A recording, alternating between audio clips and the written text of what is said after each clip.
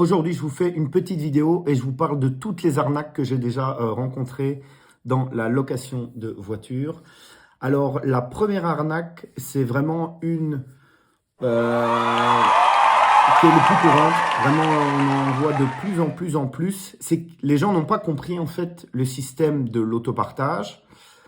Je m'explique. C'est que soit vous êtes prêt à autopartager et avoir des voitures dégueulasses, clairement, qu'on se le dise, soit vous remettez le véhicule dans lequel vous l'avez trouvé. Mais ce qui se passe, c'est que la plupart des gens signalent en début de location des véhicules sales. Parfois, parfois c'est vrai, parfois pas réellement. Donc je m'explique. Quand le véhicule il est propre, en fait, mais vraiment propre, donc il est lavé de fond en comble, ce que certaines personnes font, ils signalent automatiquement des crasses dans le véhicule qui parfois rajoutent eux-mêmes. Alors ça, c'est complètement incroyable, mais ils le font, style rajouter des bouts de papier ou même parfois s'essuyer les pieds avant.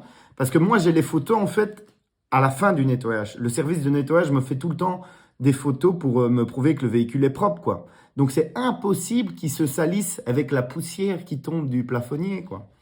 Et ils font ça pourquoi? Pour, en fait, pouvoir salir le véhicule comme il leur semble, et à la fin du véhicule, rendre le véhicule sale et pas payer l'indemnité de nettoyage.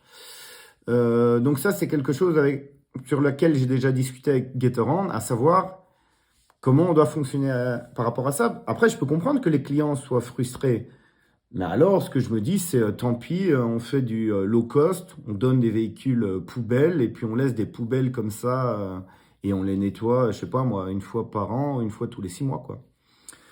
Mettez-moi un peu en commentaire ce que vous en pensez, parce que peut-être c'est moi qui me trompe, hein. Moi, ça me fait plaisir de rentrer dans un véhicule seul, mais je pourrais entendre que des personnes veulent juste un moyen de déplacement, qui sont prêts à faire l'impasse un peu sur la propreté du véhicule, et veulent simplement avoir un truc où ils peuvent essuyer leurs pieds et tout ça, et laisser des déchets dedans. Je pourrais l'entendre, mais c'est peut-être quelque chose qu'il faut une autre voie à suivre, entre guillemets.